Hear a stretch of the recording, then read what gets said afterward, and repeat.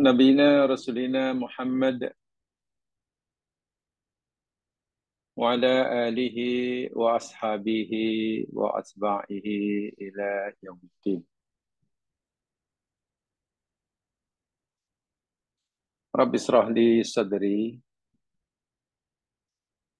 wa yassir li amri wahlul 'uqdatam min lisani yafqahu qawli.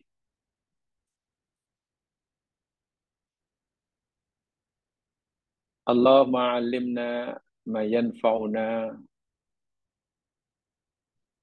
wanfa'na ma 'allamtana warzuqna ilman walhamdulillahi ala kulli hal. Amin ya rabbal alamin.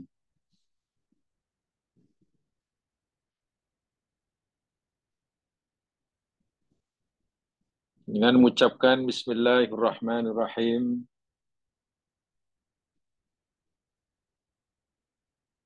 dengan niat ikhlas karenamu ya Allah, hamba-hambamu saat ini sedang hendak mempelajari agamamu semata-mata karenamu, dan juga bagi menzahirkan kesyukuran hambamu ini akan nikmat akal fikiran yang engkau anugerahkan kepada kami. Terusnya, bagi menghilangkan kejahilan dan kebodohan diri kami terhadap ajaranmu, sama ada yang engkau sampaikan melalui kitab sucimu, maupun yang engkau sampaikan melalui lidah nabimu, berupa hadis-hadis dan sunah-sunah baginda. Mudahkanlah ya Allah bagi hambamu untuk mempelajari ajaranmu. Lebih dari itu, gerakkan ya Allah hati-hati kami. Bukakan hati-hati kami, ringankan anggota tubuh kami untuk beramal dengan apa yang hambamu telah, sedang, dan insya Allah akan terus hambamu pelajari tentang agamamu yang suci ini. Hambamu tidak mau hanya sekadar mengerti dan memahami apa yang engkau maksudkan ya Allah, tapi hambamu juga amat berharap engkau beri kemampuan, kekuatan untuk mengamalkan segala apa yang hambamu telah ketahui.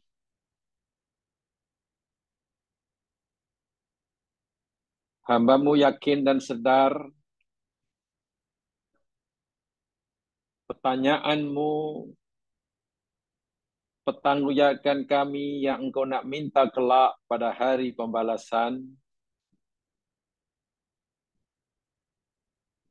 bukan sekadar sama ada hambamu telah mengerti atau belum akan agamamu, tapi engkau akan pertanyakan sama ada hambamu ini telah beramal ataupun belum akan apa yang hamba-Mu telah ketahui. Ya Allah, kabulkan hajat dan permohonan hamba-Mu ini. Karena hanya Engkau sajalah ya Allah, Zat yang maha mengabulkan hajat, mengabulkan permohonan dan permintaan hamba-hamba-Mu. Amin ya Rabbal Alamin.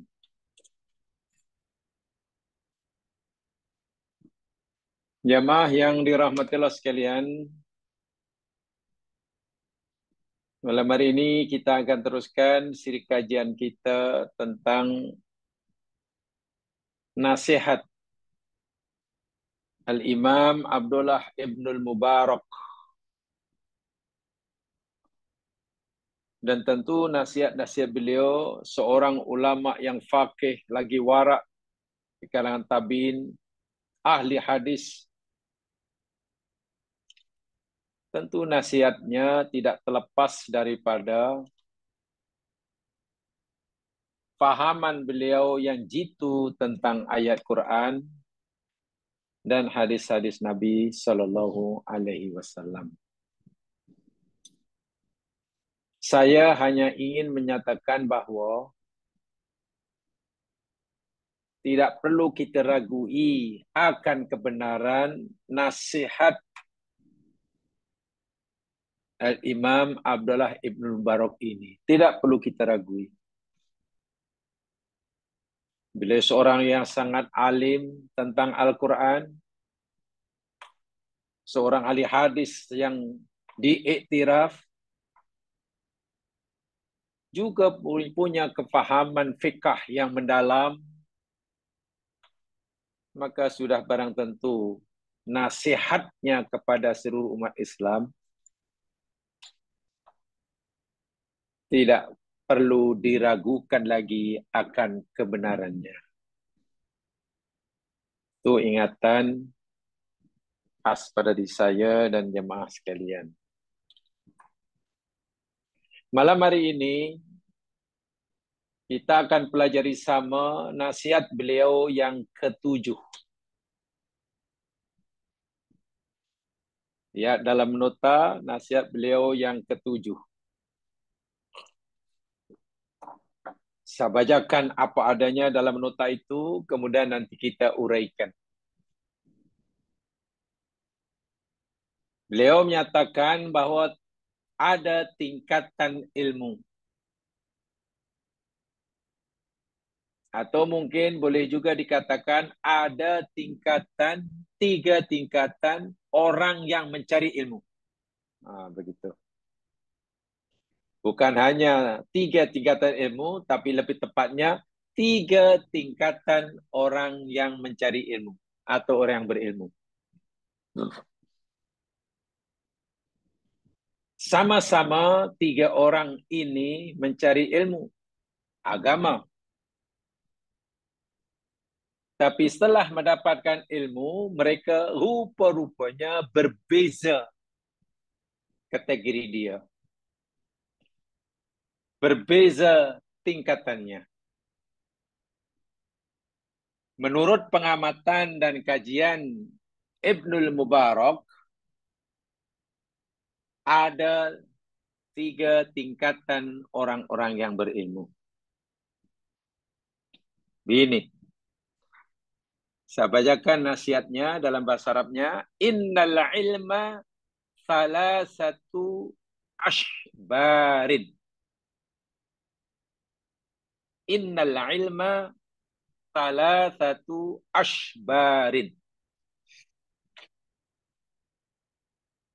Sesungguhnya ilmu itu ada 3 tingkatan.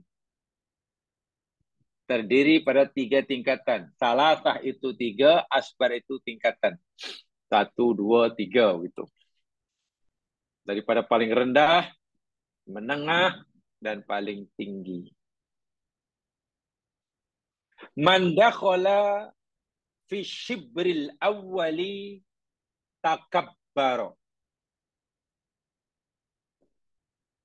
Man dakhala fi syibril awwali takabbara. Sesiapa sahaja yang masuk, makna baru berada pada tingkatan yang pertama, takabbara, maka ia menjadi sombong. Wa'iyadzubillah, alhamdulillah. Pencari-pencari ilmu hanya karena ia baru mencapai tingkatan pertama, tingkat paling bawah. Apa kesannya?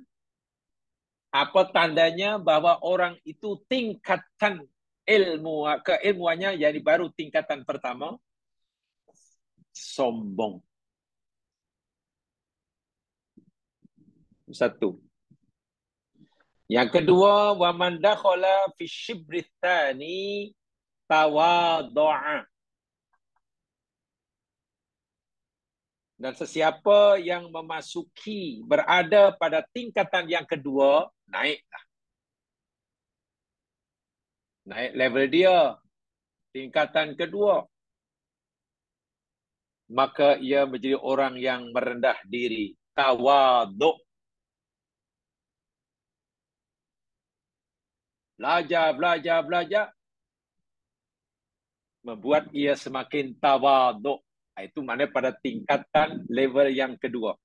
Pertama tadi, belajar. Tapi makin sombong. Yang ketiga, waman dakhala fi syibrit tsalits alima annahu ma ya'lamu. Dan sesiapa saja yang masuk meningkat pada tingkatan yang ketiga, tingkatan paling atas, alima annahu ma ya'lamu. Dia tahu, dia sedar, dia merasa bahwa dia tidak tahu apa-apa. Orang yang belajar ilmu dan telah mencapai tingkat paling atas, ia semakin tahu bahwa dirinya tidak tahu. Allahu Akbar. Yang pertama, baru tingkat pertama, merasa serba tahu. Dan orang lain tak tahu. Merasa dirinya paling benar. Orang lain yang pendapatnya tidak seperti pendapatnya salah. Sepertinya orang ini baru tingkatan pertama. Rendah.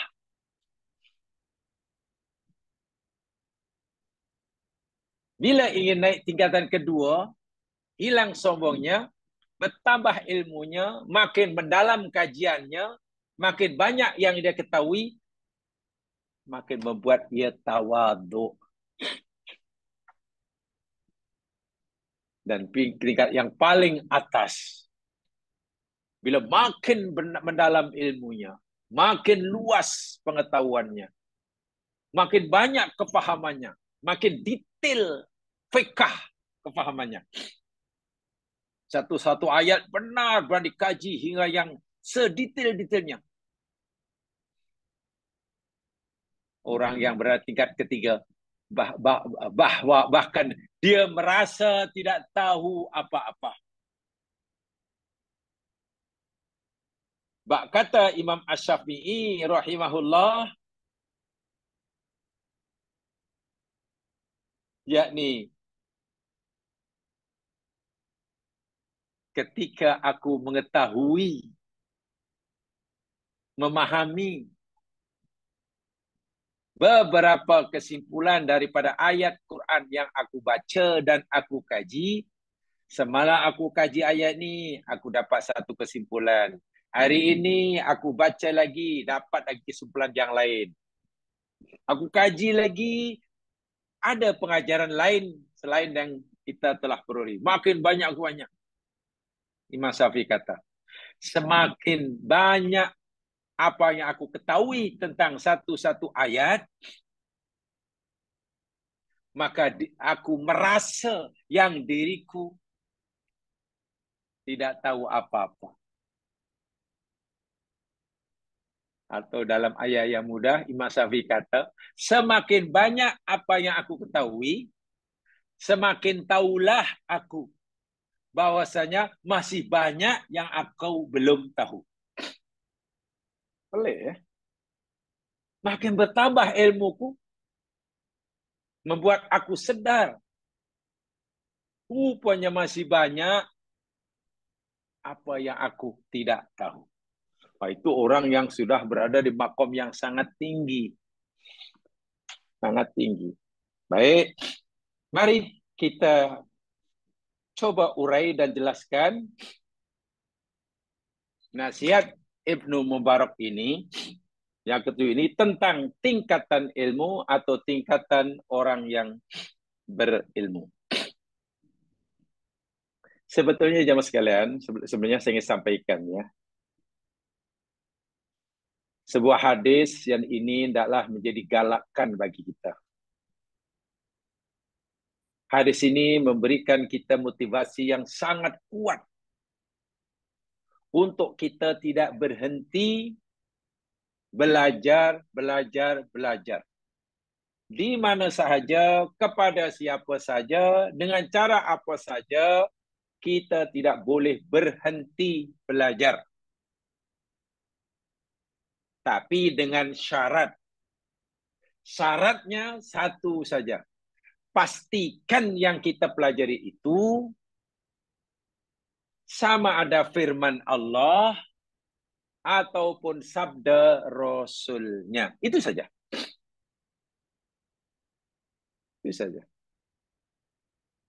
Kita tidak boleh berhenti untuk terus belajar. Ini kerana ada hadis jamaah sekalian yang dirawikan oleh Ibnu Majah,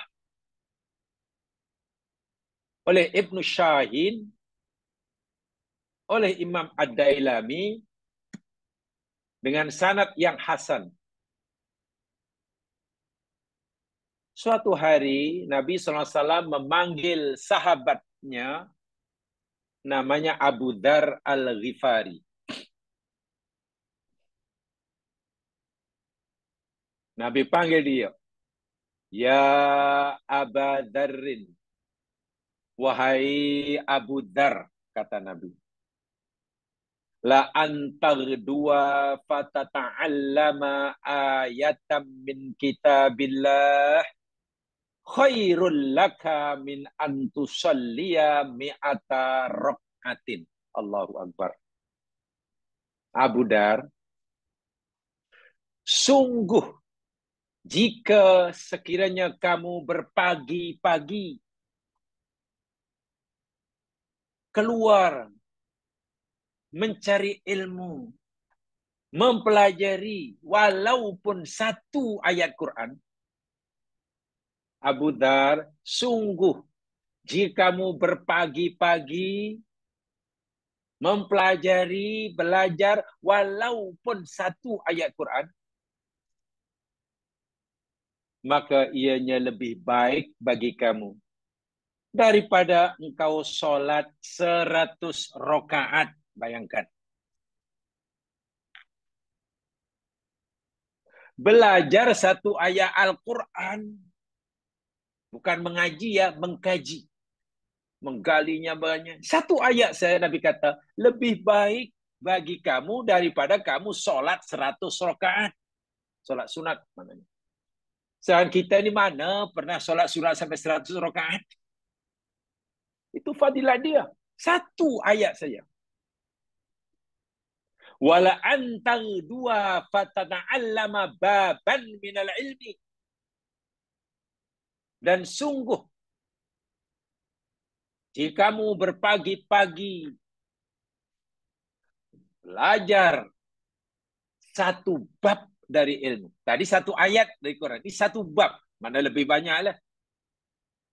Satu ayat sikit. Ini satu bab ilmu. Kata bab apa? Bab ini sampai faham. Bab doa begini. Bab apa namanya zikir begini. Bab riba begini. Bab satu bab. Sehingga faham betul. khairun laka min antusalliya alfa.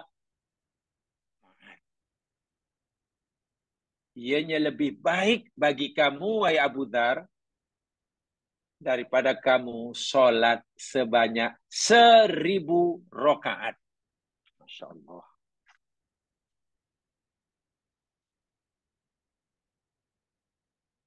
Tentu kita tidak berniat ujub, waliyadzubillah. Tapi coba kalau kita renungkan betapa bertuahnya kita. Agak-agak sudah berapa ayat yang kita pelajari, sudah berapa hadis yang kita kaji, sudah berapa tajuk dan bab yang kita telah pelajari selama ini. Belajar satu ayat Quran lebih baik daripada solat sunat 100 rakaat. Belajar satu bab ilmu lebih baik daripada solat 1000 rakaat. Hadis hasan. Masya Allah. Inilah sebenarnya saya katakan tadi. Hadis-hadis seperti ini sangat banyak. Benar hadis namanya hadis targhib. Memberikan kita galakan motivasi yang sangat kuat. Jadi rasa-rasanya memang sangat-sangat rugi. Serugi-ruginya. Jika kita berhenti mengkaji agama Allah. Sangat-sangat rugi. Sangat rugi. Nah, selepas kita mungkin mengamalkan hadis ini, belajar, ada peringatan daripada Ibnul Mubarak.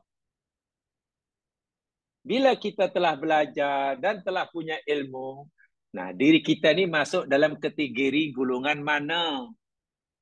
Kita ini berada pada tingkatan orang ilmu tingkat yang pertamakah, tingkatan keduakah, atau tingkat yang ketiga?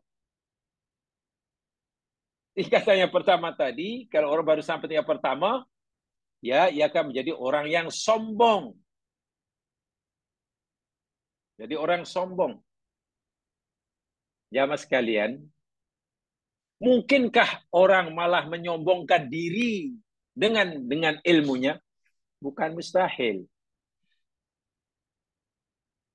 Pertama, ingin saya ingatkan lagi sekali,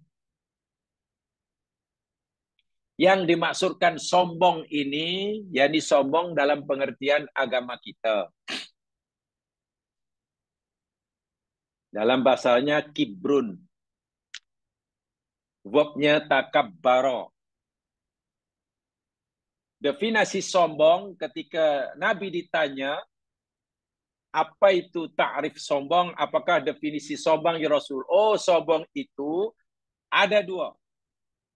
Sama ada batorul haq, menolak kebenaran. Benar itu benar. Karena ya firman Allah. Karena ya hadis Nabi. Pemahaman orang memahami kedua ini benar. Tapi dia tolak. Maka orang itu sombong. Wa bator haq wa ghamtun nas, dan merendah-rendahkan sesama manusia.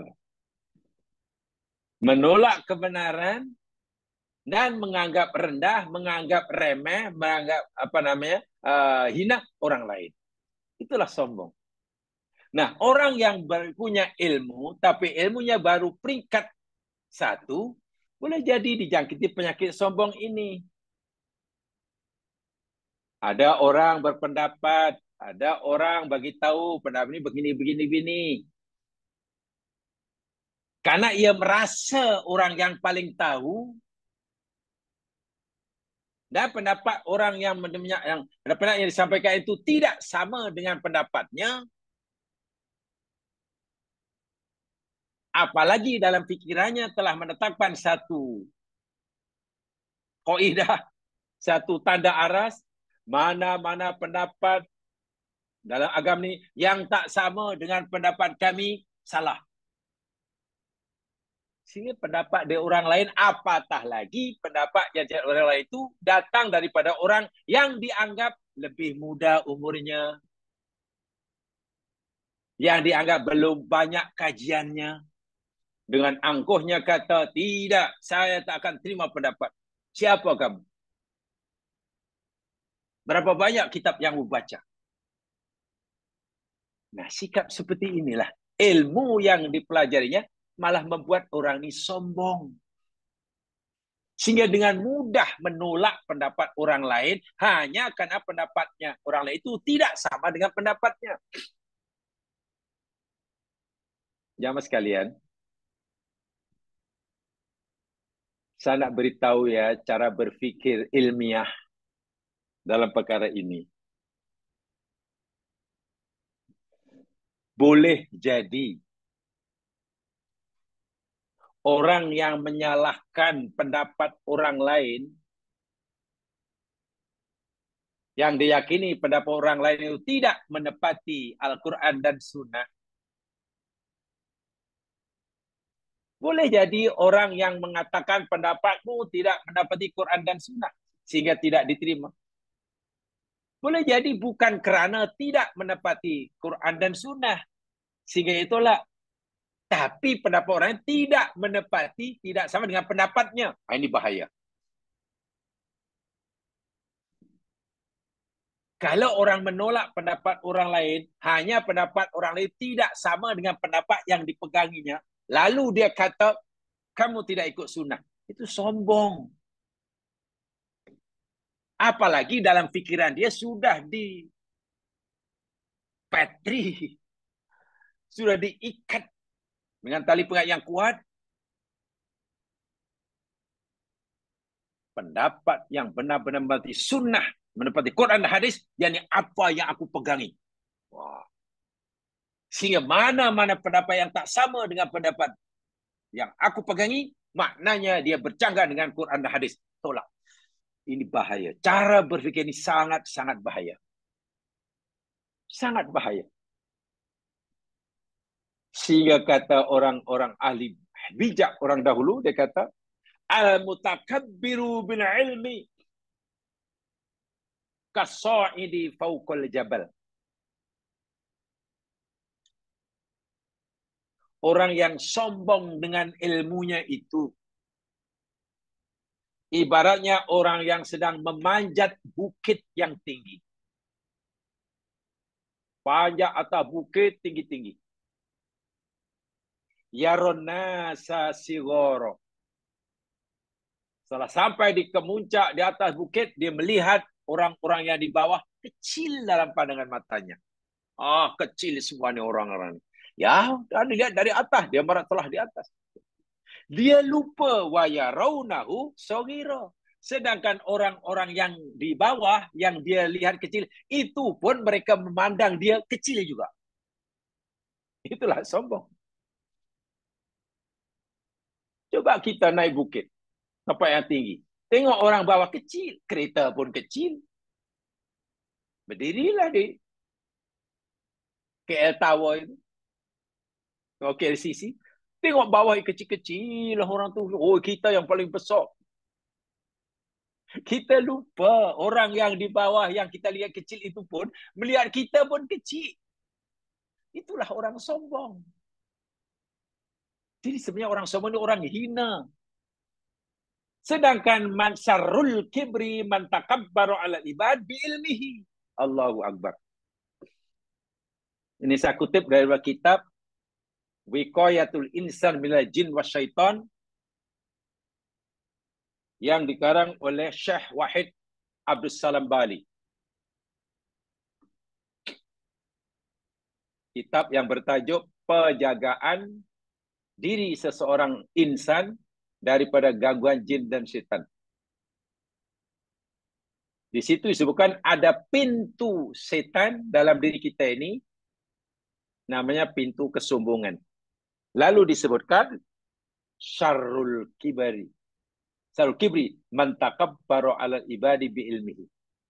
Seburuk-buruk kesombongan adalah orang yang menyombongkan dirinya ke atas orang-orang lain kerana ilmunya. Allahu Akbar. Sombong kerana kaya, buruk. Sombong kerana kejawatan, buruk. Suka merendahkan orang lain karena merasa ada kuasa, buruk. Tapi memandang rendah orang lain, memandang orang lain tak guna, karena merasa dirinya paling pandai, inilah seburuk-buruk sombong. Fa inna hadza lam yanfa'hu ilmuhu. Karena itu bermakna ilmu yang banyak yang ia pelajari tidak memberinya manfaat sedikit pun. Alhamdulillah. Wa iyadu billah. Tuma.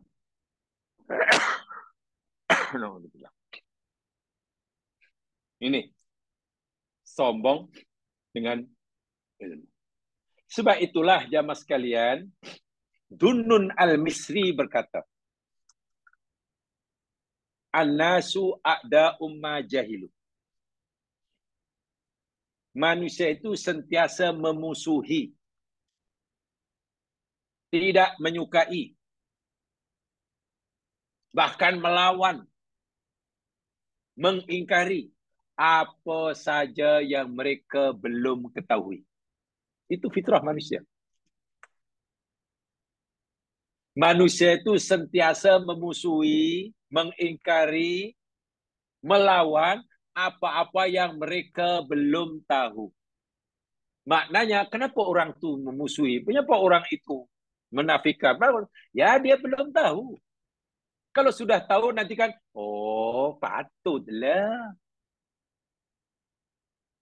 Sebab itulah ada satu ungkapan jamaah sekalian. Ini sebenarnya ucapan yang saya petik daripada Syekh Sa'ud As-Suraim. Syekh Sa'ud As-Suraim. Beliau ini salah seorang daripada Imam Masjidil Haram. Syekh Sa'ud As-Suraim. Yang bacaan Qurannya sedap itulah Syekh Suraim. Saya kutip dulu. Saya baca Twitter beliau. Saya ikuti Twitter beliau. Tidak salah ikuti Twitter orang-orang alim. Ini pada Twitter yang pelik-pelik tu bukan apa ke benda. Dalam Twitter beliau ni menerangkan tentang ini. Saya ikuti, masya-Allah. Ialah orang-orang alim, ilmunya beliau sebar keluaskan dengan pelbagai piranti yang ada sekarang. Beliau kata apa? Idza zada ilmul mar'i qalla inkaruhu alal mukhalif. Apabila ilmu seseorang itu bertambah banyak, maka pasti ia sedikit mengingkari orang lain yang menyelisihinya. Bila seseorang itu bertambah ilmunya, maka ia akan sedikit mengingkari orang yang menyelisihi pendapatnya. Maknanya tak mudah melatah. Banyak ilmu. Bacaannya luas, kajiannya mendalam. Cukup lama, faham betul pelbagai macam pendapat. Karena pelbagai sumber dikajinya. Nanti, dan dia pilih yang dia yakini paling benar. Dalam banyak kajian yang aku kaji ini, dalam banyak pendapat yang aku kaji ini, katalah, aku pilih pendapat ini, kata kita. Bukan tahu satu pendapat, tahu banyak pendapat. Dari pelbagai sumber. Orang yang seperti ini, kata Syekh Suraim, Imam satu Masjidil Haram, dalam Twitter dia sedikit, maknanya tidak mudah mengingkari orang yang menyelisihinya. Maknanya bila ada orang punya pendapat yang berbeza pendapatnya, dia tidak mudah melatah. Apalagi marah. Apalagi melenting. Apalagi tuduh yang bukan-bukan. Tidak. Kenapa? li ilmihi anna ladaihi dalilan. Ya, karena orang ini tahu bahwa orang yang menyelisih pendapatnya itu ada dalil yang dia pegangi. Saya pilih pendapat ini karena dalilnya ini. Orang lain punya pendapat berbeda dengan aku, ya itu terserah. Saya tahu dalilnya. Karena kita tahu orang yang berbeda pendapat kita itu tahu, dan karena kita pelajari. Akhirnya kita senyum sajalah tengok orang lain berbeza pendapat dengan kita. Itu bila orang tu ilmunya makin banyak. Bacaannya makin banyak. Kajiannya makin luas. Tapi kalau hanya mengajinya hanya sathi, ya sikit, belum banyak. Lalu berpegang pada satu pendapat yang dia yakini benar 100%. Jika nanti jumpa orang lain punya pendapat yang berbeza dengannya, ya pasti melatah. Pasti melatah. Bahkan tuduh yang bukan-bukan. Mungkin kawan jadi lawan. Apa ini pendapat dia? Tak reti ke dia? Dan ini banyak akhir zaman ini. Macam tanda-tanda akhir zaman ini macam inilah. Merasa dirinya, ini golongan pertama ni, merasa dirinya orang yang paling berhak. Paling berhak punya otoriti dalam menjelaskan apa makna agama yang paling benar. Macam mana boleh dapat gitu? Sehingga apa saya, siapa saya yang punya pendapat yang berbeza dengan pendapatnya, salah. Dan akan ditolak. Bahkan mungkin derah-derahkannya. Kamu jangan mandai-mandai. Kamu baru budak semalam, nak mandai-mandai. Wah, ya tu bilah. Bukan begitu.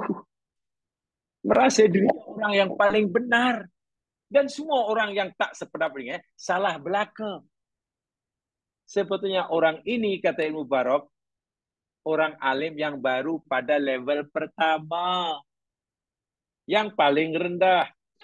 Sikap inilah, ya mas sekalian, yang banyak kita temukan pada hari ini, yang berbeza sekali dengan sikap para sahabat.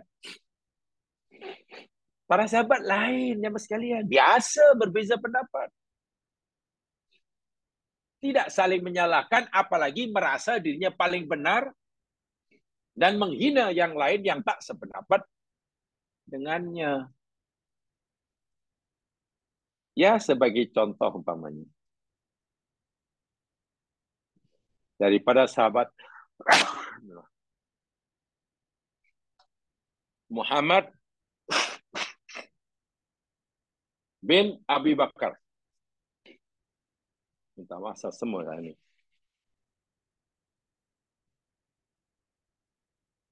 Riwayat daripada Muhammad bin Abi Bakar. Beliau bertanya kepada Anas bin Malik. Di waktu pagi, saat mereka semua sedang wukuf di Padang Arafah. Ini sedang haji. Muhammad bin Abu Bakar bertanya kepada Anas. Baik Anas, bagaimana menurut pendapatmu mengenai talbiyah di hari ini? Maknanya pada tanggal ke-9 Dzulhijjah, wukuf di Arafah. Apa pendapatmu dengan baca talbiyah di situ waktu itu? Jadi baca labbaik, Allahumma labbaik, labbaik la syarika lak, begitulah. Apa pendapatmu? Atau apa sih yang patut dibaca? Talbiyahkah atau apa? Apa jawab Anas? Sirtu hadal masir ma'an Nabi sallallahu alaihi wasallam. Dahulu aku pernah pergi haji dahululah, semasa muda Daud. Pergi haji bersama rombongan Nabi sallallahu alaihi wasallam. Karena rupanya ketika Muhammad bin Abdullah bertanya pada anak ini bukan haji pertama bagi Anas. Entah yang keberapa, karena dulu pernah mengikut rombongan Nabi. Dahulu, kami pernah bersama Rasul, Nabrul Haji ini. Dan ketika kami berada di Arafah, faminnal mutakabbir wa minnal muhallil. Ada sebagian kami yang baca takbir. Allahu Akbar, Allahu Akbar, Allahu Akbar. La ilaha illallah, wallahu Akbar. Allahu Akbar, walillahil hamd. Takbir, takbir aja. Ada yang baca gitu. Dan ada yang baca talbiyah. Ada yang baca talbiyah. Labaik, Allahumma labaik, labaik la syarika lak labaik, innal hamda wa ni'mata lakal la syarika lak. Talbiyah. Atau juga disebut tahlil itu. Ada yang baca takbir, ada yang baca talbiyah atau tahlil juga ada. Wala ya'ibu ahaduna ala sahibihi. Nah, ini yang menariknya. Dan tidak ada seorang pun daripada kami, sama ada kumpulan yang baca talbiyah, maupun kumpulan yang baca takbir, saling mencela antara satunya. Tak ada. Tak ada yang saling, apa pasal kamu baca takbir? Ini kena baca talbiyah lah. Kenapa talbiyah? Tak ada. Ini berlaku pada zaman sahabat. Dan itu biasa. Karena mereka tahu dalilnya dan tahu alasannya. Itulah berkat mereka ini mengkaji banyak, sehingga bila mereka melihat pendapat yang berbeza dengan apa yang dipegangi, mereka tidak cepat melatah. Sehingga jamaah sekalian, para sahabat itu sebenarnya lebih banyak beramal dengan apa yang dia yakini datang daripada Nabi daripada berdebat. Nah, ini akhir zaman ini pelik. Kadang kita lebih sering mendengar orang berdebat tentang agama daripada beramal. Beramalnya bila asyik berdebat, masalah apa pun diperdebatkan. Debat itu. Kalau tidak debat bersemuka, kadang-kadang Masya Allah, dalam dunia maya, debat ini. Ini kutuk tak sepakat dengan pendapat B. Lalu B diberitahu, direspon lagi videonya. Muridnya pun dia, la ilaha illallah Rasulullah. Karena kita ini sedang cari apa?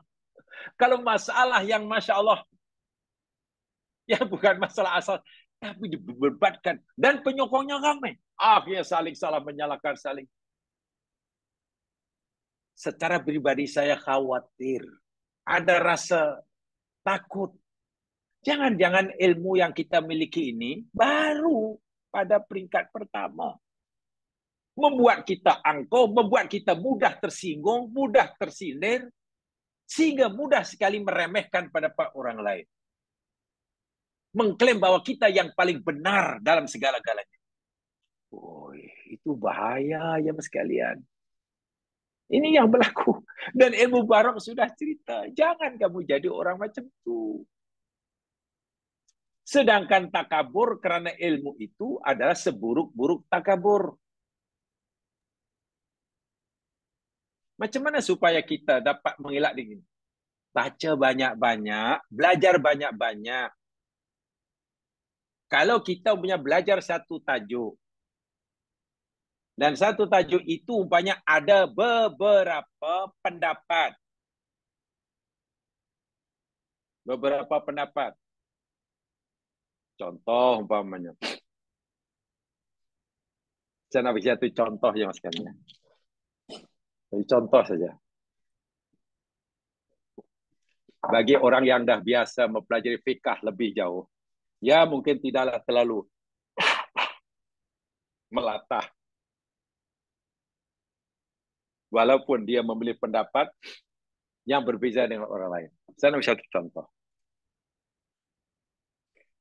Bila ada seekor ayam lah ya, ayam kampung, nyebrang jalan lalu dilanggar di kereta atau lori. Kita nampak di situ. Dilanggar kereta, tapi belum mati. Masih gelepor begitu. Menurut kita guys semua sekalian, itu boleh atau tidak boleh kita sembelih? Maknanya, kalau boleh kita sembelih dan dagingnya halal. Atau kita tak boleh kita sembelih kerana sudah nak mati. Kalau tak sembelih pun dia akan mati juga. Maka itu kata sembelih, kalau kita sembelih tetap haram. Agak jamaah pilih yang mana? Boleh disembelih dan dagingnya boleh kita makan, atau tak boleh disembelih kerana dia sudah dilanggar di lori, sudah sakaratul maut. Ya biarlah, angin jadi bangkai lah. Dalam perkara ini jemaah sekalian, ini memang tidak ada dalam hadis, tak jumpa. Memang tak ada jumpa. Carilah dalam, tak jumpa. Dalam Quran apatah lagi. Manalah pada zaman Nabi ada kes ayam dilanggar di lori. Lori pun tak. Kalau ada pun mungkin, ya ada seekor ayam dipijak di unta. Mungkinlah. Tapi tak ada pun dalam sejarah. Kalau kata Imam Malik, jemaah sekalian, ini yang dipilih oleh Imam Malik menurut kajian beliau. Faham? Boleh kamu sembelih karena dia belum mati. Katalah kalau kamu tidak sembelih, 5 minit lagi baru mati. Bila kamu sembelih, on the spot terus mati. Maknanya matinya kerana kita sembelih atau matinya kerana dilanggar lori. Kata Imam Malik, ya mati karena kita sembelih lah. So itu halal dagingnya. Halal dagingnya.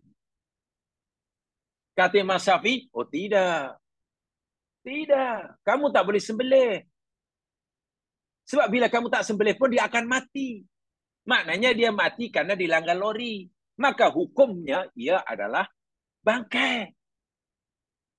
Sembelihan kamu tidak akan mengubah status hukumnya. Tak boleh. Kan? Tengok. Nah, jangan ikut Imam Syafi'i atau Imam Malik dalam perkara ini. Kalau Imam Syafi'i, tak boleh sembelih. Sebab kalau kita sembelih pun haram. Karena kalau kita sembelih akan mati. Dan matinya mati tak sembelih. Maknanya mati bangkai lah, haram lah. Imam Malik kata melihatnya, oh tidak. Betul. Kalau kita tak sembelih, dia akan mati. Tapi mungkin masih 5 minit lagi. 5 minit akan mati. Tapi kalau kita sembelih, ya matinya sekarang. Kalau itu matinya bukan kerana dilanggar lori, matinya karena kita sembelih. Halal dia. Imam Syafi'i tidak. Sembelihan yang halal itu, yakni bila binatang itu punya hayatun mustaqillah dalam bahasa Arabnya. Kehidupan yang masih normal.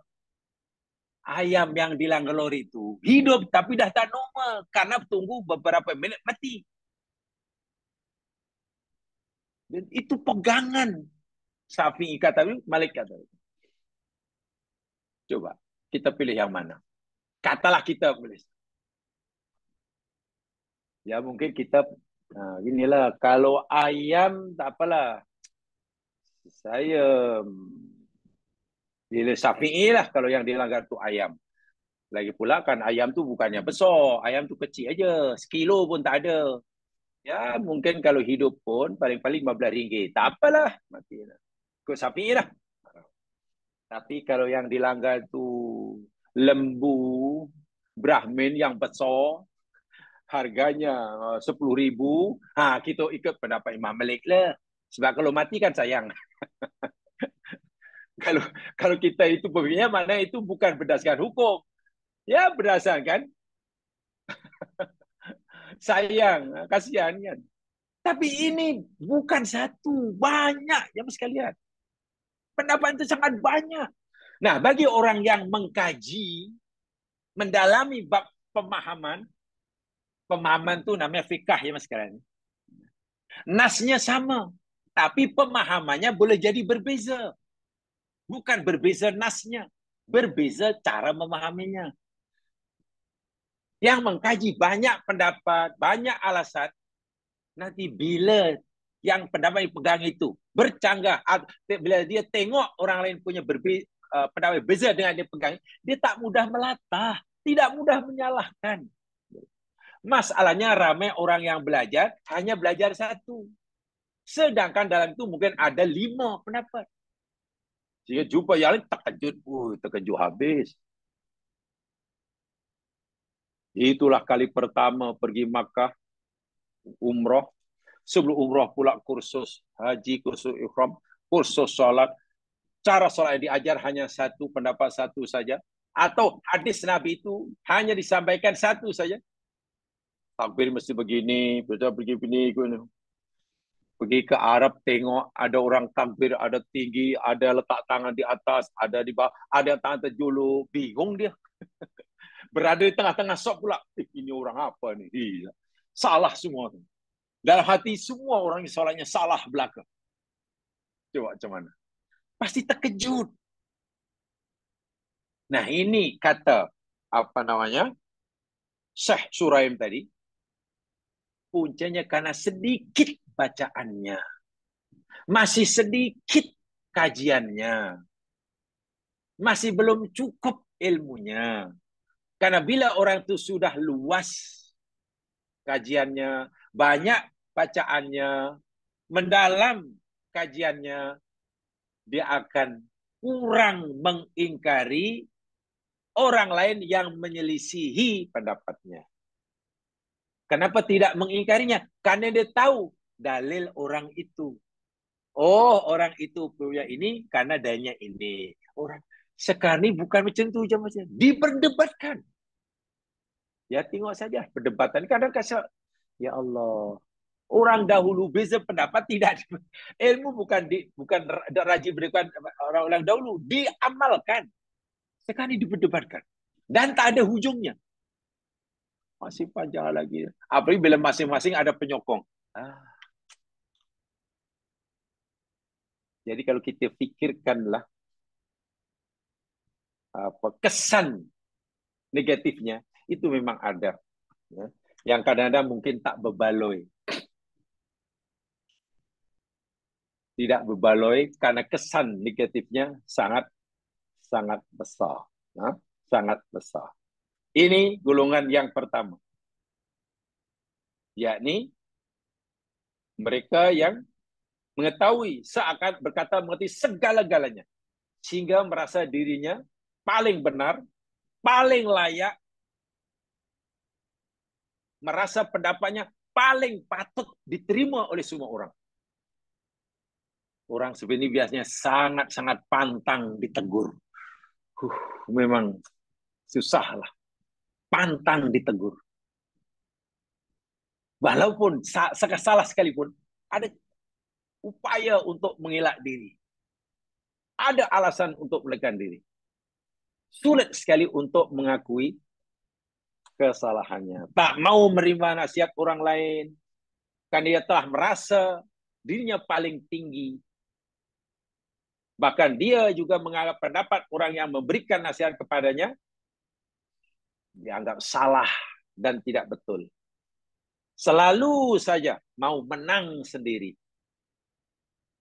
Tidak mau mengalah. Meskipun pendapat orang lain itu ternyata benar adanya. Dan pendapatnya ternyata salah adanya. Susah sekali menerima pendapat yang benar dan mengakui pendapat yang salah. Ini bahaya. Karena orang ini sebetulnya dalam tingkatan orang alim berada di paling bawah. Wal'iyadu billah, thumma na'udzubillah. Sehingga jamaah sekalian, Nabi memberitahu kita ilmu itu ada 2. Satu, ilmu alal lisan, ilmu yang ada di lidah, luaran. Kedua, ilmu bil janan, ilmu yang ada dalam hati. Makna di amal. Ilmu yang ada di lidah itu akan menjadi hujah bagi Allah untuk menempelak kita. Maknanya akan menjadi bebanan bagi kita. Sedangkan ilmu yang dalam hati, yakni ilmu yang diamal, itu akan menjadi pembela bagi kita di hadapan mahkamah Allah Subhanahu wa taala. Itu belum lagi jamaah sekalian ya. Belum lagi orang yang tak tahu tapi merasa tahu. Wah, itu lagi bahaya lah. Itu lagi bahaya ya.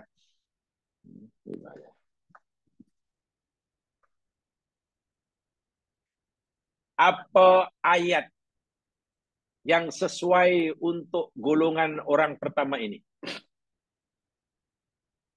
Ayatnya jamaah boleh rujuk dalam surah An-Najmi ayat 32. Coba lihat.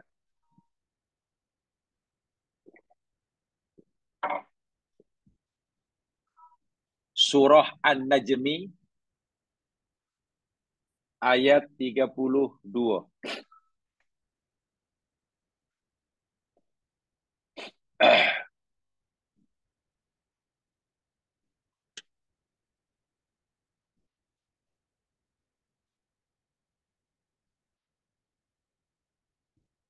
Di penghujung ayat itu,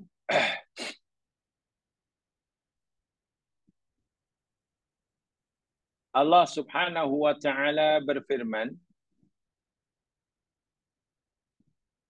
"Wala tuzakku anfusakum." Tuh ya. Wala tuzakku anfusakum. Bukan di hujung yang Allah, hujung apa dia? Istilahnya di mana ya?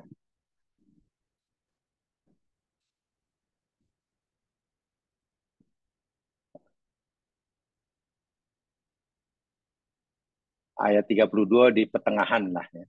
Tapi di penghujung ayat. Fala tuzakku anfusakum. Huwa a'lamu bimanittaqa. Ingat, ayat ini Allah tujukan pada orang-orang mukmin. Fala tuzakku anfusakum. Janganlah kamu sekalian menganggap, memandang, merasa bahwa diri kamu itu telah suci. Itu terjemahannya. Jangan diterjemahkan, jangan kamu sucikan diri kamu. Bukan. Jangan kamu melihat, memandang, merasakan bahwa diri kamu itu sudah suci. Tak boleh. Merasa dia paling suci, paling benar, paling pandai, paling tahu. Sehingga semua orang mesti ikut apa kata dia. Pendapatnya pendapat yang paling layak. Mana pendapat baru dikatakan benar bila sesuai dengan pendapatnya. Wih, siapa kita orang macam tu? Yang boleh kata itu hanya Nabi aja. Hanya Nabi.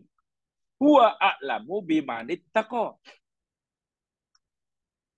Dialah Allah yang maha mengetahui siapa yang bertakwa. Masya Allah. Ini peringatan bagi orang yang baru pada peringkat awal tuh. Jadi jangan mudahlah melabel orang macam ini, macam ini, macam ini. Menggelar orang macam itu, macam itu. Teruskan belajar dan mengkaji. Baca banyak sumber yang berbeza-beza. Kaji sebanyak yang mungkin dalam belajar. Insya Allah nanti sifat merasa benar sendiri itu lama-lama akan hilang. Sebenarnya kita akan menjadi golongan yang kedua.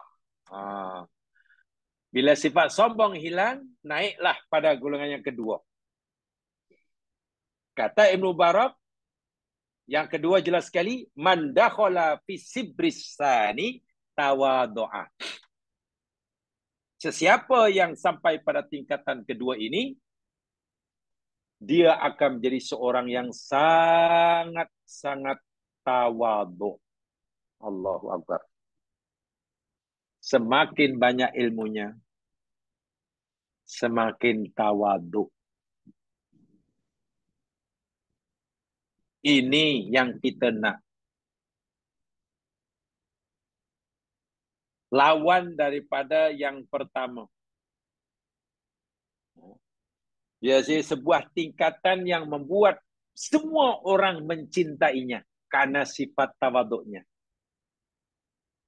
Karena kepribadiannya yang mulia. Tidak menunjukkan kesombongan dan keangkuhannya. Meskipun ia telah menguasai banyak ilmu dalam dirinya. Tapi ia tetap saja merendah diri dan tidak pernah meninggikan dirinya. Bahkan ada pepatah Melayu, ya ibaratnya macam padi lah. Makin tua, makin berisi, makin tunduk. Itu padi.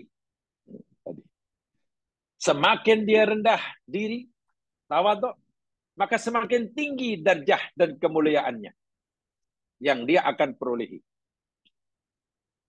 Maka sesungguhnya kerana ilmu yang banyak itulah yang mampu menjadikan dia faham akan hakikat dirinya. Tak mudah merendahkan orang lain.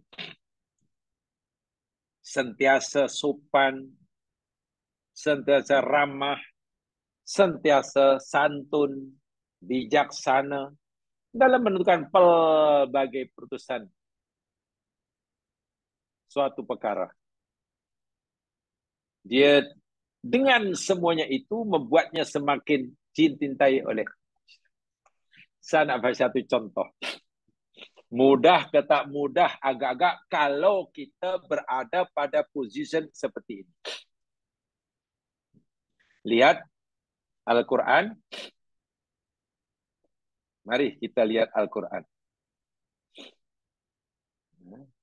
Surah, sekejap ya. Surah Al-Anbiya.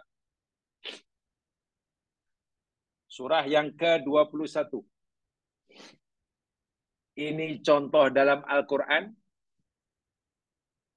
Walaupun dia punya ilmu yang banyak, punya kedudukan yang tinggi, punya jawatan yang Allahu Akbar, tapi sikap tawaduknya begitu ketara. Sedikit pun dia tidak malu meninggalkan pendapatnya dan menerima pendapat orang lain jika ternyata pendapat orang lain itu lebih tepat, lebih munasabah. Itu ciri orang alim yang tawaduk. Baik. Al-Anbiya mula ayat 78. Ini kisah tentang Nabi Daud dan putranya Sulaiman. Ingat waktu itu Nabi Daud sudah berjawatan Rasul sekaligus Raja. Sulaiman alaihissalam masih remaja. Ya, masih remaja. Belum jadi Nabi. Belum jadi Raja. Ya anak Nabi Sulaiman, anak Nabi Daud. Kan? Kisahnya begini. Ada dua orang yang datang menemui Nabi Daud. Membawa kis. Kisnya yakni begini.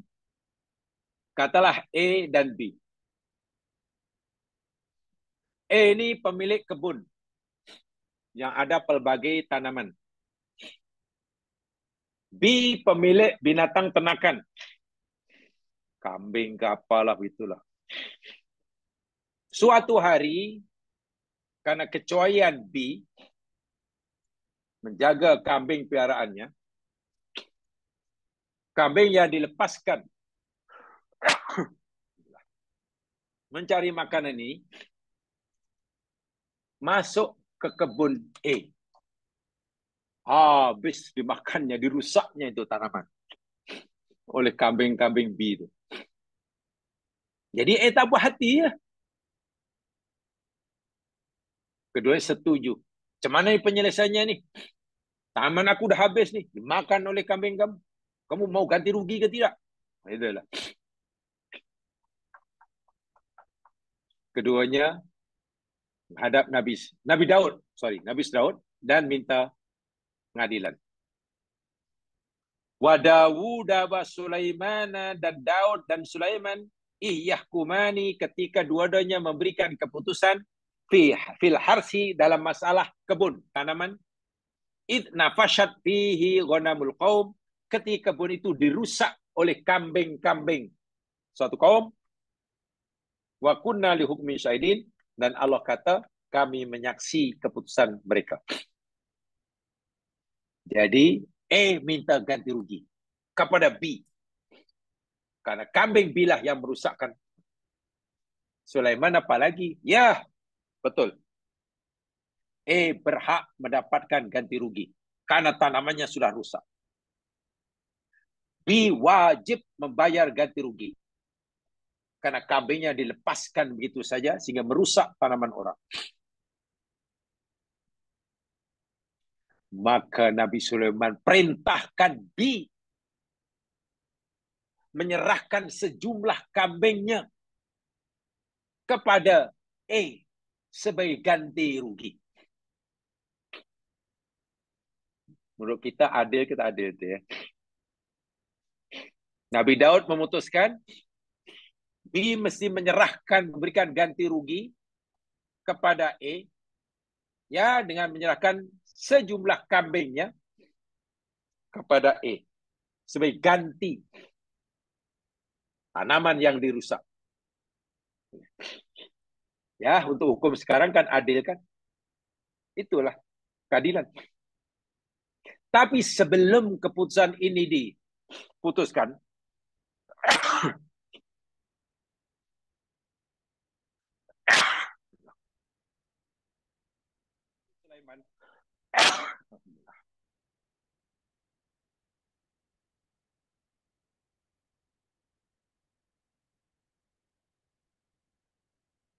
Sulaiman yang ada di tempat itu memperhatikan. Sulaiman masih remaja ya. Belum jadi rasul, juga belum jadi raja. Bahasa mudahnya, ayah, kata Nabi Sulaiman, adakah ayah tidak mengkaji semula keputusan yang ayah berikan kepada orang ini? Tidak, wahai anakku. Itulah keputusan yang adil. Ayah, kalaulah dibolehkan aku memberi pendapat, keputusan yang adil bukan itu, ayah. Ini Nabi Daud nih, keputusannya dibantah oleh anaknya, disanggah. Apa Sulaiman? Menurut kamu apa yang lebih adil? Begini ayah, perintahkan B menyerahkan kambing-kambingnya yang merusak tanaman kepada serahkan pada perintahkan. Supaya pelihara, supaya dapat mengambil manfaatnya. Memerah air susunya kah? Begitulah. Selama mana Sulaiman? Dan serahkan kebun yang rusak itu kepada B. Untuk B tanam semula tumbuh-tumbuhan tanaman yang dirusakkan. Tanam semula. Nanti bila kebun itu sudah pulih tanamannya sedia kala, kalau sebulan lah, 2 bulan lah, 3 bulan, pulih sebulan, sebenarnya. Maka B serahkan balik kebun tersebut kepada dan pun mesti menyerahkan balik kambing B. Tapi selama tidak mendapatkan penghasilan karena kebunnya, tanamnya dah rusak, boleh mendapatkan penghasilan keperluan hidupnya daripada air susu kambing tadi. Masya Allah, Nabi Daud terus meninggalkan pendapatnya. Wih, bagus anakku, bagus. Kalau itu keputusan kepada orang masalah ini, keputusanmu, wahai anak. Ingat, Nabi Daud menerima pendapat anaknya. Karena dirasa lebih adil, lebih seksama. Itu contoh orang alim yang tawadhu. Minta maaf dalam bahasa sekarang. Jangan mentang-mentang awak merasa pandai. Jangan mentang-mentang awak ada kuasa. Jangan mentang-mentang awak segala-galanya. Lalu awak yakin bahawa semua tindakan awak betul. Dan awak paksa semua orang mesti meyakini pendapat awak betul. Dan awak enggan menerima pendapat lain. Walaupun ternyata lebih adil dan lebih betul. Bukan. Itu bukan agama Islam yang mengajar. Itu tawadhu. Dalam perang Badar, Nabi mengarahkan tenteranya untuk bertahan di satu tempat. Mari kita menghadapi musuh di sini. Sahabat patuhlah sebab itu arahan Nabi. Rasulullah apa? Mana mungkin salah? Tapi ada sahabat yang muskil. Lalu membenarkan diri pada Nabi. Ya Rasulullah, keputusan engkau menyuruh kami bertahan di tempat ini berdasarkan wahyu daripada Allah kah? Atau hanya berdasarkan ijtihad engkau saja? Nabi jawab apa? Oh tidak. Ini bukan berdasarkan wahyu. Ini menurut ijtihad aku. Menurut kajian aku, menurut analisa aku, ya tentara mesti di sinilah. Baru sahabat berani menyanggah. Ya Rasul, karena itu hanya berdasarkan ijtihad kamu ya Rasul. Bukan berdasarkan wahyu. Alangkah baiknya engkau arahkan tentera-tentera ini bertahan cari tempat yang dekat dengan takungan air.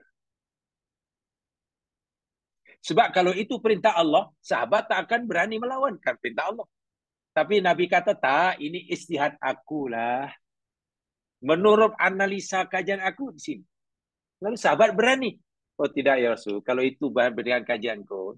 Menurut aku ya Rasul, tempat yang paling strategik untuk kita bertahan menghadapi musuh, jadi tempat yang dekat dengan tasik genangan air. Jika ditakdirkan peperangan ini berlangsung lama, kita sudah ada bekalan air. Pada masa itu, Masya Allah, air, sekarang pun, itu nyawa kedua itu. Bayangkan perang di padang pasir, kehabisan air. Jangankanlah nak tembak orang lain, nak panah orang lain. Angkat anak panah pun tak larat. Akhirnya Nabi membatalkan niatnya. Iya. Menanggalkan arahan pertama. Diterima pendapat sahabatnya. Itulah contoh yang dicontoh Rasulullah. Jika sekiranya seseorang itu tidak boleh ditegur dalam segala-galanya, termasuk pendapat pribadi, Nabi lah orang yang paling layak, paling patut untuk tidak boleh ditegur.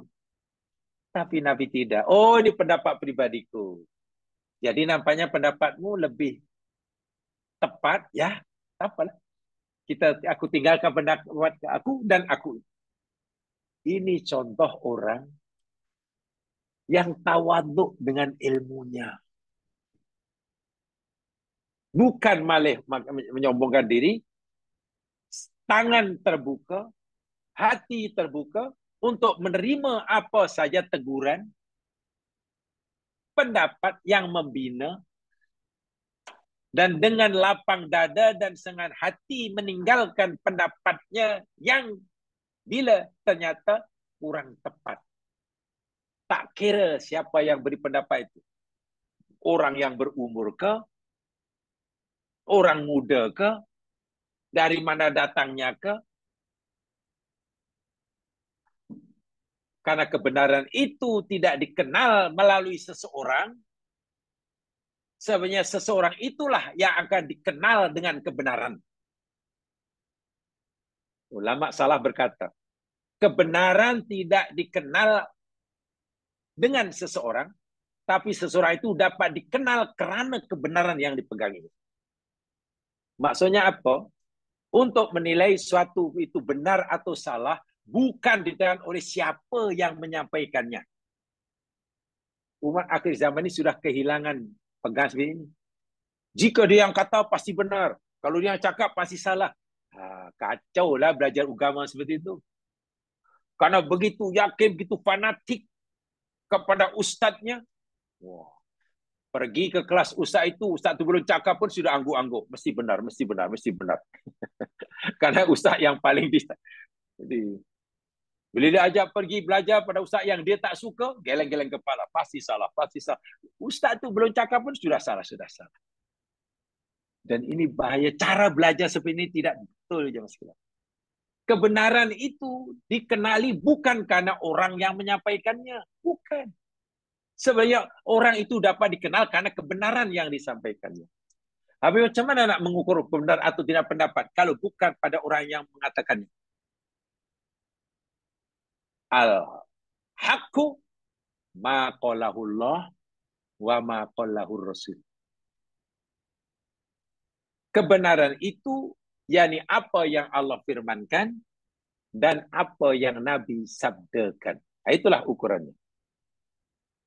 Itu ukurannya.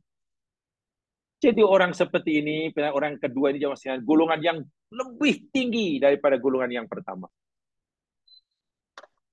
Golongan yang makin tawadhu. Dengan apa yang ada pada diri mereka, mereka semakin merendah diri. Dengan ilmu mereka, walaupun di dada mereka penuh dengan pengetahuan, pengalaman, sebenarnya ilmu dan pengalaman yang banyak itulah yang menyebabkan mereka paham tentang hakikat ilmu. Makin tunduk, makin tunduk, makin tunduk. Bukan makin sombong. Saya atau kita pernah pelajari dahulu ya tentang Ashabul Kahfi dahulu. Surah Al-Kahfi, kisah Nabi Musa. Tak tahu sudah berapa tahun dahulu kita pelajari. Background kenapa Nabi Musa ditegur oleh Allah. Kemudian diperintahkan oleh Allah untuk pergi belajar kepada orang yang lebih alim daripada Musa. Suatu hari Musa sedang berceramah. Musa sedang berceramah di hadapan Bani Israel. Setelah bercakap panjang lebar, lalu ada seorang kaumnya Bani Israel bertanya kepada Nabi Musa. Ya Musa, man a'lamun nas? Wahai Musa, siapa agak-agak orang yang paling pandai di muka bumi ini? Ada riwayat yang lain, siapa wahai Musa yang lebih pandai daripada engkau? Sebab nampak engkau ni, petah sungguh, bernas sungguh pandai. Ditanya siapa orang yang paling pandai? Musa tak berfikir panjang, dijawab, ana a'lamun nas. Mau tengok. Aku orang yang paling pandai di alam semesta. Allah Subhanahu wa taala memperhatikan, melihat, mendengar apa yang dikatakan oleh Musa. Termasuklah apa yang ada dalam hati Musa. Kita tidak tahu, tapi Allah tahu. Apa agak-agak niat Nabi Musa kata, aku orang yang paling pandai. Maknanya selain aku, kalah ilmunya, rendah. Minta maafkan itu ada ya bau-bau kesombongan ya. Allah tegur spontan ya Allah, jemaah sekalian. Musa, bukan. Bukan engkau orang paling pandai. Ada hambaku yang lebih pandai daripada engkau, wahai Musa. Aku bagi dia ilmu, ilmu mana aku tak berikan pada engkau. Terkejut Musa. Ya Allah, mana ada orang lebih pandai daripada aku? Ada. Ya Allah, tunjukkan padaku di mana tempatnya. Mana alamat rumahnya. Dia ingin tahu. Musa ingin belajar. Karena Allah beritahu ada manusia lebih pandai. Ilmunya lebih dalam daripada ilmu yang Allah berikan pada Musa. Apalagi Musa pun kan belajar. Ya, kau pergilah. Hambaku yang soleh, yang alim ini memang pelik. Alamat rumahnya pelik. Sebab alamat tempat tinggalnya di tempat pertemuan dua lautan. Kan pelik tu. Nomor rumah tak ada, nomor jalan tak ada. Hanya diberitahu tempatnya di pertemuan. Musa pun pergilah. Kan ni orang lebih alim. Allah kata dia lebih alim pada engkau. Kamu mesti belajar. Diajaklah pembantunya namanya Yusha bin Nun. Bawa bekalan makanan. Bekalan makanannya jadi berupa ikan yang telah dimasak. Jalan. Tak jumpa. Penat berhenti. Duduk di atas batu besar tepi laut. Tapi dia belum yakin, belum jumpa mana tempatnya. Berlaku kejadian aneh dan pelik, ikan yang ada di bakul melompat dalam laut. Yusha bin Nun tahu, karena bingung dan terkejut, tak sempat beritahu Musa. Hilang penat, teruskan perjalanan. Jalan. Penat lagi, berhenti. Lalu Nabi Musa tanya pada Yusha bin Nun, kita ini dah penat berjalan, mari kita rehat. Dan tolong berikan pada kita godaan. Atina godaan. Dalam surah Kahfi itu. Mari kita makan dahulu. Yusha bin Nun. Mana bekalannya? Baru Yusha bin Nun berkata, wahai Musa, aku lupa, minta maaf. Ikan yang kita bawa tu melompat ke dalam laut. Kita pun tak tahu macam mana boleh melompat. Wahai dia sudah masak. Di mana Yusha? Tu di tempoh hari yang kita duduk di batu rehat itulah. Nabi Musa kata, itulah tempat yang kita cari. Rupanya telah sampai tapi tak perasan. Patah baliklah. Cari tempat pertama rehat.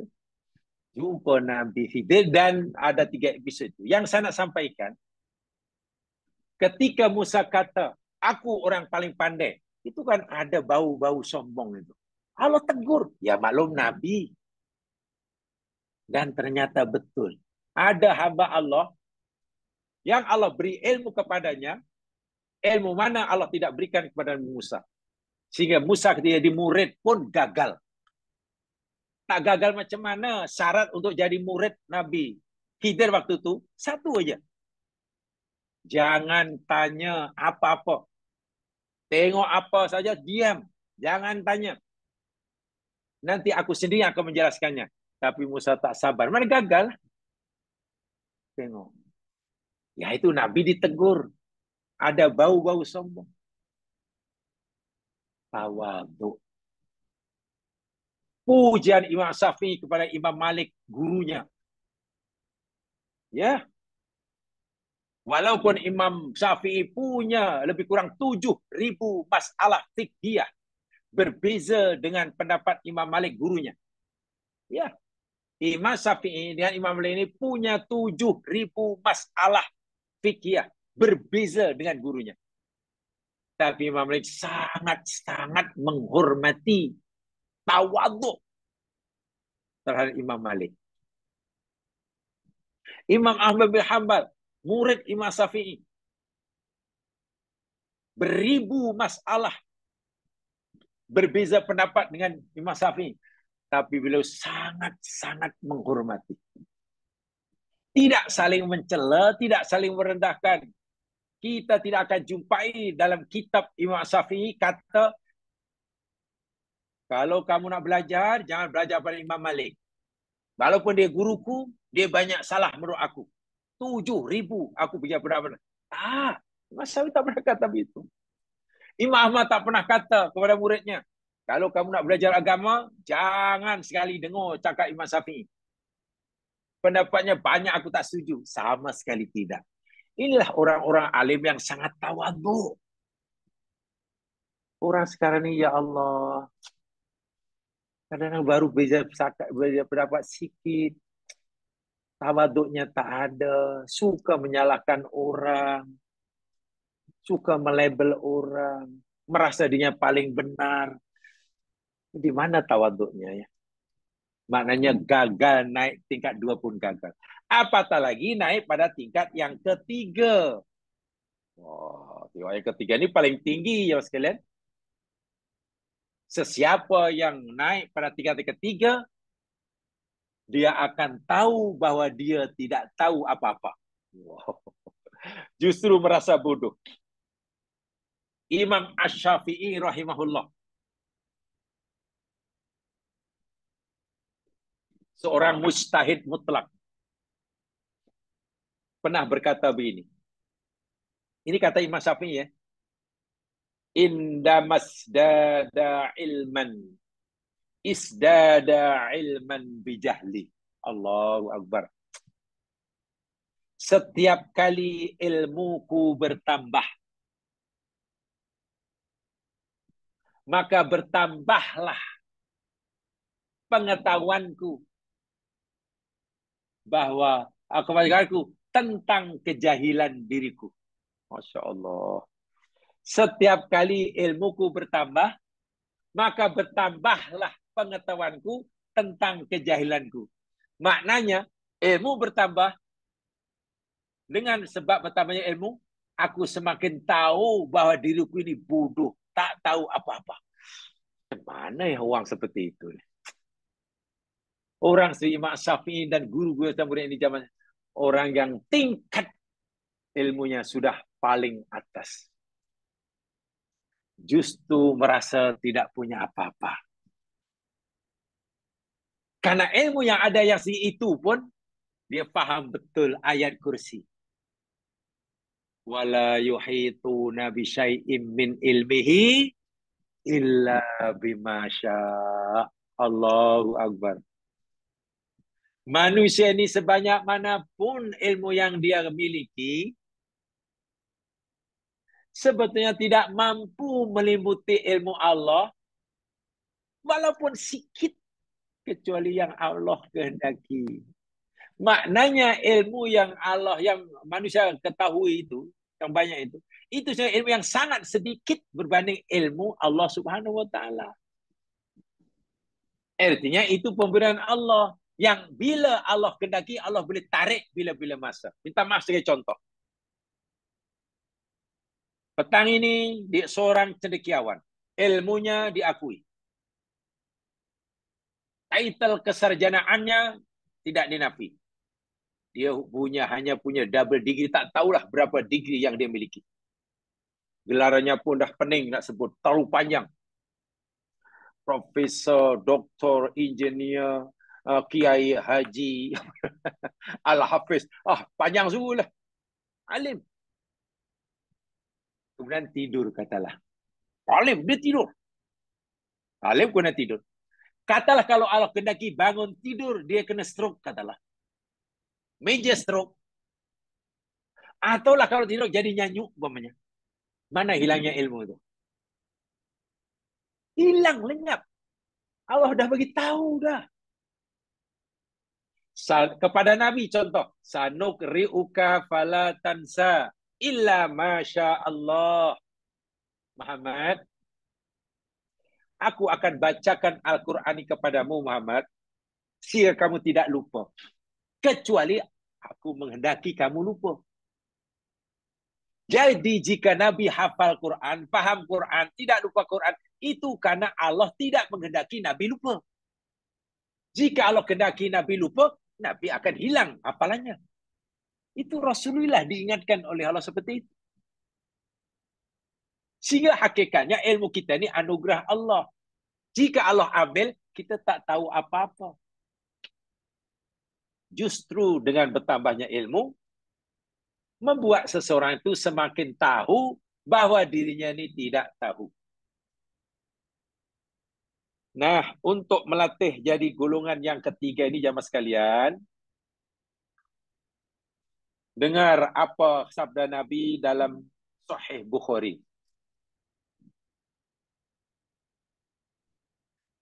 Daripada Ibnu Mas'ud, Abdullah bin Mas'ud radhiyallahu an. Ibnu Mas'ud berkata, Ya ayuhan nas, wahai sekalian manusia, man alima syai'an, sesiapa sahaja yang mengetahui sesuatu, fal yakul bihi, hendaklah ia berkata, bercakap dengannya. Kalau kita tahu sesuatu, katakan, ya benda ini seperti ini. Karena kita tahu, cakap, biar orang jadi tahu. Tapi, wa malam ya'lam, dan sesiapa yang tidak mengetahui, ada pertanyaan, ada masalah di kemudian pada kita tak tahu jawapannya, fal yakul, maka adalah ia kata Allahu a'lam. Kalau kita ditanya dan kita tak tahu jawapannya kata Ibnu Mas'ud, wallahu a'lam. Fa innal ilma an yakula lima la ya'lam, Allahu a'lam. Karena ilmu yang patut kita ucapkan ketika kita tidak tahu, Allahu a'lam. Jadi kita mengatakan Allahu a'lam itu mana kita punya ilmu. Ilmu apa? Ilmu ketika kita tak tahu. Jawapannya apa? Allahu a'lam. Itu jadi kan itu biasa, itu berlaku pada orang dahulu, biasa ya mas sekalian. Malaikat ketika diajukan pertanyaan oleh Allah di surga dahulu. Malaikat, beritahu kepada aku apakah nama-nama sifat-sifat benda ini semua. Setelah Adam diberitahu. Apa malaikat jawab? Qalu subhanaka la ilma lana illa ma 'allamtana. Malaikat serentak menjawab, ya Allah, wahai Tuhan kami, maha suci Engkau ya Allah. Kami tidak ada ilmu sedikit pun, melainkan apa yang Kau telah ajar pada kami. Malaikat mengakui kebodohannya. Tak malu. Nabi Muhammad ditanya oleh Jibril, mata sa'ah Muhammad, bila berlakunya kiamat? Apa Nabi jawab? Mal mas'ul bi'a'lama minas sa'il. Orang yang ditanya tidak lebih tahu daripada yang bertanya. Maknanya aku yang kau tanya tak tahu bila kiamat. Macam engkau juga pun tak tahu. Maknanya yang bertanya dan tanya sama tak tahu. Allah perintahkan pada Nabi, kekasihnya ini, agar rajin membaca doa, Rabbi zidni ilma. Tolong. Sepandai manapun kita, sebesar manapun kekuasaan kita, sekaya manapun harta yang Allah berikan kepada kita, tolonglah, hendaklah kita sentiasa berdoa kepada Allah, walaupun jabatan kita tinggi, macam-macam kita tahu, tolong amalkan doa ini. Yani ada di dalam Al-Quran. Surah Toha.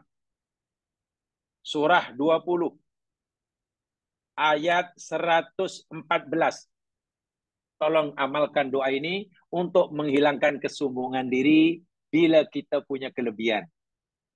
Sama ada kelebihan ilmu, khususnya berkaitan yang kita pelajari, agar kita tetap tawaduk.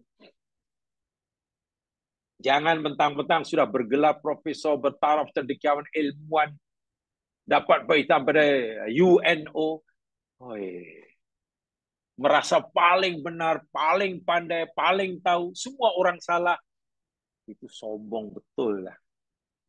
Untuk menghilangkannya, amalkan doa ini. Surah Toha ayat 114 di hujung sekali itu. Itu khas doa yang Allah ajarkan kepada Nabi Muhammad. Allah kata apa? Wakul. Muhammad, kul. Kul itu katakan maknanya. Kul. Jadi kita tak perlulah baca daripada kul. Kita hanya baca Rabbi zidni ilma. 3 patah kata ya. Yang biasa dibaca oleh budak-budak tadika itulah. Rabbi zidni ilma warzuqni fahma. 3 patah kata. Rabbi, wahai Tuhanku, zidni, tambahkanlah kepada aku ilman ilmu. Doa ini bila kita panjatkan secara ikhlas, mana kita dengan sedar mengakui yang diri kita ini banyak tak tahu. Gitulah. Ilmu kita terlalu sedikit. Sehingga Allah suruh kita memohon kepadanya, Rabbi zidni ilma. Ingat ayat ini, doa ini ajaran Allah kepada Nabi Muhammad SAW. Jika Nabi Muhammad SAW manusia yang paling arif tentang dunia dan akhirat, paling kenal kepada Allah, itu pun Allah masih suruh ia berdoa, Rabbi zidni ilma. Lalu siapalah kita tak mau berdoa? Jadi kalau kita doa apa saja, jangan lupa doa ini tolong diselitkan. 3 patah kata ini. Rabbi zidni ilma. Rabbi zidni ilma. Ya Allah, tambahkan kepadaku ini ilmu yang ikhlas. Tapi janganlah kita macam suudzon, buruk sangka pula. Ya Allah, tambahkan pada ilmu, ya Allah. Tapi kalau kau tak kabulkan pun tak apa. Sekurangnya hamba ini sudah profesor. Ya itu orang tak betul itu. Kena ikhlas. Kalau kau tak tambah ilmu pun tak apa, ya Allah. Karena dunia dah iktiraf bahwa diri ini seorang cendekiawan. Allah sombongnya lah. Nabi Muhammad itu orang yang paling ngerti, paling paham dunia akhirat. Diperintah oleh Allah untuk rajin baca doa, Rabbi zidni ilma. Wahai Tuhanku, tambahkanlah diriku ilmu. Jadi minta tambahan ilmu. Ya mas sekalian, mudah-mudahan dapat kita pahami dan kita renungkan. Sedikit banyak kita sudah ada ilmu, kita sudah belajar. Pertanyaannya, dengan pembelajaran yang kita jalani selama ini, adakah kita ini berada, tanya dari kita masing-masing, kita ini sebenarnya pada tingkatan yang mana ya? Pada tingkatan pertamakah? Atau sudah naik pada tingkatan kedua? Atau Masya Allah, syukur pada Allah, Alhamdulillah, jika kita sudah berada pada tingkatan yang ketiga. Karena ini nanti akan mempengaruhi hisab kita di akhirat. Akan mempengaruhi timbangan amal kita bila ditimbang. Orang yang dengan ilmunya telah berada pada tingkat ketiga, masalah hisabnya di akhirat mudah. Amal ibadahnya bila timbang sangat-sangat berat.